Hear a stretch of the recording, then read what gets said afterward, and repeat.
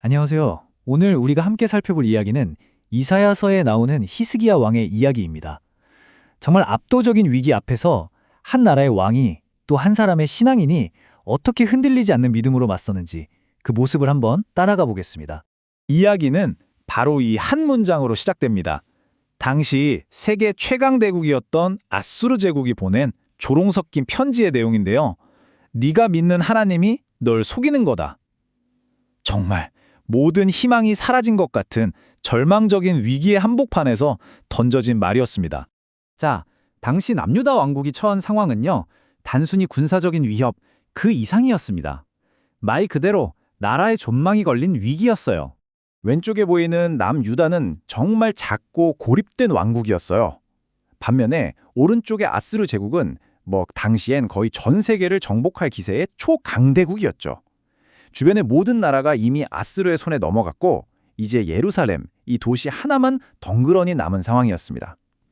게다가 히스기야는 영적인 개혁을 막 시작한 참이었는데 아수르는 자신들의 힘이야말로 절대적이라고 믿고 있었죠. 그러니까 이 위협은 두 가지 차원이었어요. 하나는 당연히 군사적인 포위로 인한 굶주림과 죽음의 공포였겠죠. 하지만 더 무서운 건 바로 영적인 공격이었습니다. 아수르는 계속해서 너희 신은 아무 힘도 없다고 조롱하면서 유다 백성의 믿음, 그 마지막 보루까지 무너뜨리려고 했던 겁니다. 그들의 정체성과 희망 자체를 겨눈 공격이었죠. 자, 이런 압도적인 위협 앞에서 나라의 지도자인 히스기야 왕은 과연 어떤 반응을 보였을까요? 그의 첫 번째 행동은 무엇이었을까요? 우리가 보통 생각하는 왕의 모습과는 좀 다릅니다. 그는 먼저 옷을 찢고 굵은 베옷을 입었어요. 이건 극심한 슬픔과 회개를 상징하죠. 그리고는 곧장 여호와의 전, 즉 성전으로 갔습니다. 마지막으로 하나님의 말씀을 듣기 위해 이사야 선지자를 찾았어요. 군사회의를 소집한 게 아니라 가장 먼저 하나님 앞에 엎드린 겁니다. 네, 바로 이 점이 중요합니다. 그의 첫 반응은 장군들을 불러 모으는 게 아니었어요. 이 위기 앞에서 가장 먼저 하나님의 뜻, 하나님의 말씀을 구했다는 거죠. 히스기야는 이 싸움의 본질이 영적인 데 있음을 정확히 꿰뚫어 본 겁니다. 그렇게 하나님을 찾은 히스기야에게 과연 어떤 응답이 왔을까요? 이사야 선지자를 통해 정말 강력한 하나님의 말씀이 전해집니다. 하나님의 말씀은 명확했습니다. 아스르 왕의 종들이 나를 모욕한 그 말 때문에 두려워하지 말아라. 이건 단순한 위로가 아니었어요. 적의 조롱은 곧 하나님을 향한 모욕이니 두려워할 필요가 없다는 아주 강력한 약속이자 명령이었습니다. 바로 이 말씀이 모든 상황의 전환점이 됩니다. 하지만 이야기는 여기서 끝나지 않습니다. 하나님의 약속이 주어졌지만 위기는 오히려 더 거세지고 더 교묘한 방식으로 히스기야를 압박해 들어옵니다. 이번에는 아수르 왕이 히스기야에게 직접 편지를 보냅니다. 내용은 더 노골적이었죠. 세상의 어떤 신도 자기 백성을 내 손에서 구해내지 못했다. 내 하나님도 마찬가지일 거다. 보세요. 이건 과거의 데이터를 근거로 한 아주 논리적인 공격이었어요.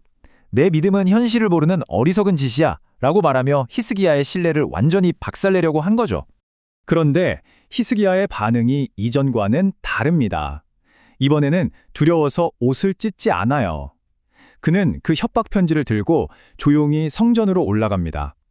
이미 그의 마음속에는 두려움 대신 하나님의 약속에 대한 확신이 자리 잡고 있었던 거죠. 이 작은 행동의 차이가 모든 것을 보여줍니다.